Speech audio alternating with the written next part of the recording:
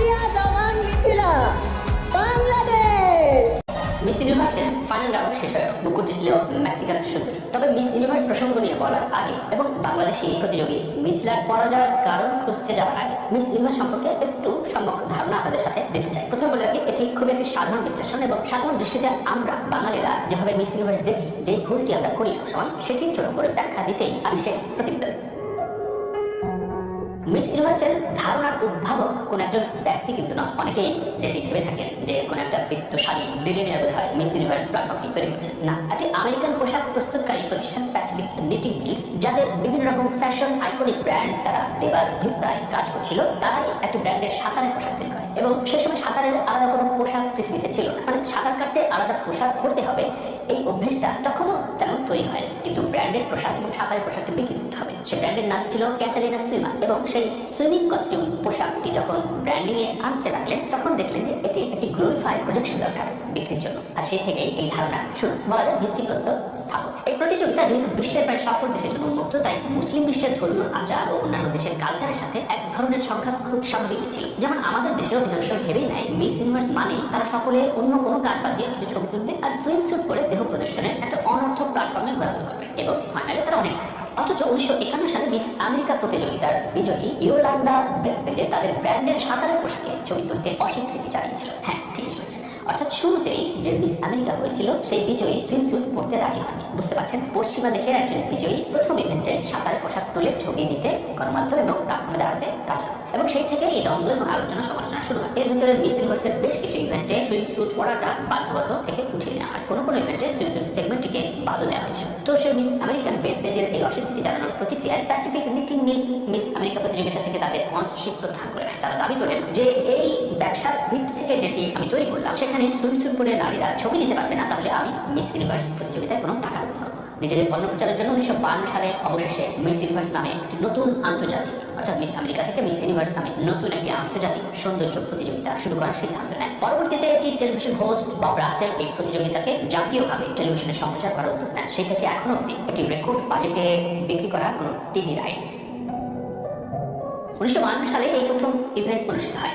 California ভিত্তিক পোশাক প্রস্তুতকারী সংস্থা প্যাসিফিক নিটিং মিলস এই প্রতিযোগিতার আয়োজন করে। প্রথম মিস ইউনিভার্স প্রতিযোগিতা লং বিচ, ক্যালিফোর্নিয়ার মিউনিসিপ্যাল অডিটোরিয়ামে অনুষ্ঠিত হয়। এর প্রথম বিজয়ী ছিলেন ফিনল্যান্ডের 17 বছর বয়সী আর্নি কুইসেলা। এরপর 1955 সালে প্রতিযোগিতাটি মার্কিন জাতীয় টেলিভিশনে সম্প্রচার শুরু হয় এবং 55 সাল থেকে মূলত সারা বিশ্বে এটি প্রচার এবং নানানভাবে ব্যাপ্তি ঘটায়। তবে এই ইভেন্টের স্বত্বাধিকারী পাল্টেছে একাধিকবার। কেউ কপিরাইট বিক্রি করে দিয়েছে, কেউ অনাগ্রহ প্রকাশ করেছে, কোনো ব্যবসায়িক লেনদেন করে ইন্টার ফ্র্যাঞ্চাইজের চড়া মূল্যে বিক্রি করে লাভবান হয়েছে এবং বিভিন্ন স্পন্সরগুলো বিচ্ছিন্ন ঘটনায় এই মালিকানা পরিবর্তন হয়েছে। তবে ডোনাল্ড ট্রাম্প 1996 থেকে 2015 সাল অব্দি এর আংশিক মালিক ছিলেন। বলা হয় ডোনাল্ড ট্রাম্প তার অন্যান্য অনেক বিজনেসের পাশাপাশি মিস ইউনিভার্সিটিকে গ্লোবালি নানানভাবে প্রচারণার জন্য ডোনাল্ড ট্রাম্প নিজেও ব্র্যান্ড আছে। বর্তমানে এটি WMEING এবং JKN গ্লোবাল গ্রুপের মালিকানাধীন। 1971 সাল পর্যন্ত প্রতিযোগিতাটি শুধুমাত্র মার্কিন যুক্তরাষ্ট্রে অনুষ্ঠিত হতো। 1972 সাল থেকে এটি প্রতি বছর বিশ্বের এক একটি দেশে আয়োজিত হয়ে আসছে। গ্লোবাল ইভেন্ট লাইক সার কিংবা ফিফা বা ক্রিকেট বা অন্যান্য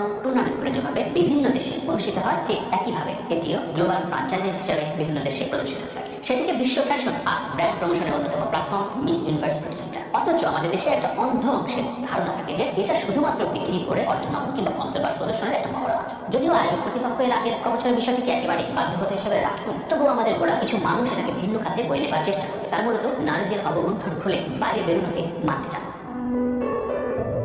মিস ইউনিভার্স নিয়ে এই তথ্যটি আপনাদের যখন দিচ্ছে, এই কথাগুলো খরচ করছি একটি কারণে, এত বড় ইভেন্টে একটি দেশ অনেকগুলো পরীক্ষার ভিতর দিয়ে মূলত অংশ নিতে পারে। এটাও একটা বড় যোগ্যতা। না, সুন্দরী প্রতিযোগিতা ব্র্যান্ডিং এ হয়তো আছে, কিন্তু শুধু সুন্দরী বা সৌন্দর্য বা দেহ সবের প্রতিযোগিতা নয়, বরং একাধিক শিল্প কারখানার নানান ব্র্যান্ডিং এবং একটি দেশের বিভিন্ন প্রোডাক্ট ব্র্যান্ডিং এর জন্য বিশাল কাজ করে থাকে মিস ইউনিভার্সের প্ল্যাটফর্মটি। তাই এটি শুধুমাত্র সুন্দরী প্রতিযোগিতা যারা ভেবে থাকেন তারা মূলত কোনো কিছু জানেন না কিংবা না জেনে গোলাম করতে চান। এবং অংশগ্রহণকারী মেয়েটি বিশ্ব ব্র্যান্ড অ্যাম্বাসাডর হিসেবে এখানে অংশ নেয়, যেখানে সে জিতলে মুকুট পরা দিনই মেয়েটি যদি সে বাংলাদেশি মেয়ে হয়ে থাকে বা কোনো দেশে কমপক্ষে 200টিরও বেশি বিশ্বমানের ব্র্যান্ডের সাথে চুক্তি করে থাকে। চুক্তিটি হয় কিন্তু বিজয়ীর সাথে, কিন্তু এই 200টি চুক্তির সাথে যোগ হয় ওই দেশের 200টি প্রতিষ্ঠানের ব্যবসায়িক সংযোগ। নানান রকম গার্মেন্টস, প্রসাধনী, ইলেকট্রনিক্স কোম্পানি, রিয়েল এস্টেট থেকে শুরু করে বিভিন্ন রকমের কোম্পানির সাথে চুক্তি হয়। এইসব চুক্তিতে সারা বিশ্বের একাধিক ফোরামে সুন্দরী প্রতিযোগিতার বিজয় নিয়ে আয়োজক বিভিন্ন অনুষ্ঠানে অ্যাটেন্ড করা এবং অন্যান্য উপঢৌকন 60 কোটি টাকার মুকুট, নিউ ইয়র্কের নিজস্ব ফ্ল্যাট, নিজস্ব জেট বিমান 1 বছরের জন্য সেটি তো রয়েছে এবং সেখান থেকে বারবার তার নিজের দেশের নামটি উচ্চারিত হয়, যেমন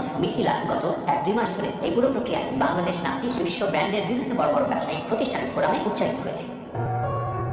এবার 19 দিনের মিশন ছিল মিস ইউনিভার্স প্রতিযোগিতার আসর। এই মিশনের শুরুটা ব্যাংকক থেকে এবং শেষটাও সেখানে। এর মধ্যে ফুকেট, পাপায়া, থাইল্যান্ডের বিভিন্ন জায়গায় মিস ইউনিভার্স প্রতিযোগিতার ক্যাম্পেইন হয়েছে। এসবের মধ্যে 121 জন প্রতিযোগীকে পিপলস চয়েসে ভোট এবং বিচারকদের নানান পরীক্ষায় অংশ নিতে হয়। পিপলস চয়েসে আশা জাগালেও শেষ পর্যন্ত সেরার মুকুট ওঠেনি তাকিয়া জামান মিথিলা মাথায়। ঘোষিত হয়েছে নতুন মিস ইউনিভার্স, যা আমরা এতক্ষণে সবাই জানি। 74তম আসরে সেরা নির্বাচিত হয়েছে মিস মেক্সিকো, যার নাম ফাতিমা বশ। হ্যাঁ, তার নামের শেষ অংশের মতোই পুরো বিশ্বকে বশ করে ফেলেছে মিস মেক্সিকো। থাইল্যান্ডের ব্যাংককের চূড়ান্ত পর্বে তার নাম ঘোষণা করা খুব স্বাভাবিকভাবে হাসি মুখে মিথিলা বিজয়ী ম্যাক্সিমা মেয়েটিকে শুভেচ্ছাও জানিয়েছে। কিন্তু আমাদের মেয়েরা কেন হতে পারলো না, সেই প্রশ্নেও খালি কৌতূহল তৈরি হতে পারে। এ প্রসঙ্গে আলোচনা আগেই বলে রাখা ভালো, প্রচন্ড হাই বা শীর্ষ লড়াই দৃশ্যে মিথিলা যেভাবে নিজের অবস্থানে এসেছে, তাতে এটাও একটি উন্নয়নশীল রাষ্ট্রের জন্য বা একটি গরিব রাষ্ট্রের জন্য বিশাল অর্জন। নিজেকে ব্র্যান্ড হিসেবে উপস্থাপনটা বড় যোগ্যতা, পাশাপাশি ব্র্যাকে বন্দী থাকে নিজের দেশে না। তবে বড় বড় প্ল্যাটফর্মগুলোর বিচার কার্য নিয়ে কথা উঠলে আমার নিজের কেন জানি লেখক সুনীল গঙ্গোপাধ্যায়ের কথা মনে পড়ে। কলকাতায় তার বাড়িতে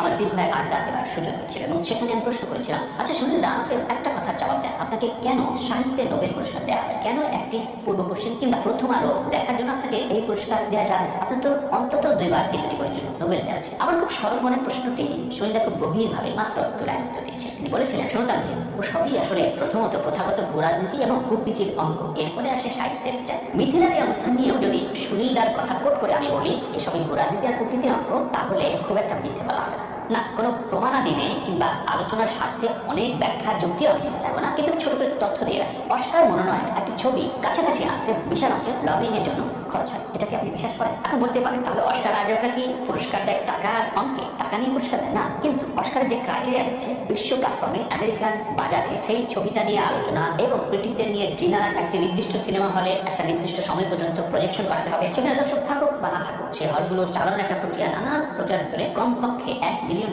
খরচ হয় এই অস্কারে কোনো ছবির ফাইল দেওয়ার জন্য। তাতে আপনি মনোনয়ন পাবেন কিনা সেটা কিন্তু চূড়ান্ত হয় না, আপনার চেষ্টাটুকুর জন্য এই খরচটুকু চলে এবং এর জন্য বড় বড় স্পন্সর থাকে সেই ছবিটিকে এগিয়ে নিয়ে জন্য।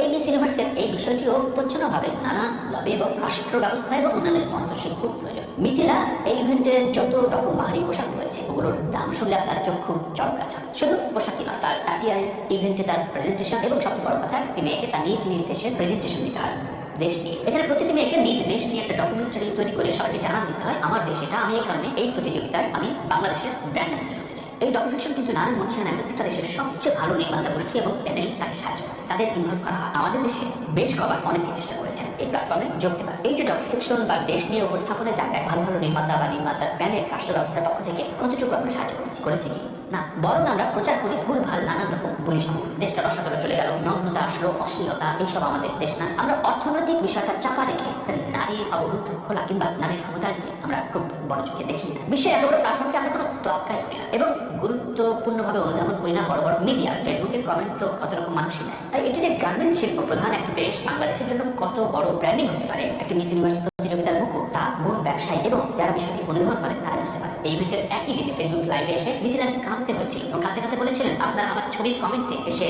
প্লিজ এত বাজে কথা লিখেন না, এটা সকলেই এখানে দেখে। এখানে আমি মিথিলা নই, সবাই আমাকে এখানে বাংলাদেশ নামে রাখে। আমাদের গণমাধ্যমেও যে কোনো অগ্রহণযোগ্য এবং নিন্দনীয় বিষয়গুলো সামনে আনা হয় ভিউয়ারের আশায়। সেক্ষেত্রে মিডিয়ারও আগামীতে এই সকল ইভেন্টের প্রচারণায় অনেক সচেতনতা খুবই জরুরি। প্রিয় দর্শক, আমি কোনো কারণ ব্যাখ্যা কিংবা কোনো এক্সকিউজ যাচ্ছি না, পরাজিত কোনো গল্পের ব্যাখ্যা চলে না। আমরা বিজয়ী গল্প বিশ্বাস করি, তার গল্পেই মোটিভেশন দিই। এভাবে আমাদের শুধরানো পথ একদিন কোনো না কোনো পর্যায়ে শীর্ষ মুকুটে এনে দেবে। বিশ্ব ব্র্যান্ডিং এ বাংলাদেশের বিভিন্ন প্রোডাক্ট সারা বিশ্বে ছড়িয়ে যাবে। বাংলাদেশের অধিকাংশ মানুষ, সচেতন মানুষ এটা নিয়ে ফাইট করবে, নিজের সমব্যবস্থা, নিজের দেশ প্রেমকে উজ্জীবিত করার জন্য এক হয়ে লড়বে, কোনো রকম কুসংস্কার কিংবা গোড়ামি ছাড়া। সেই প্রত্যাশাটুকু তো রাখতেই পারে। জয় ভালো থাকবে।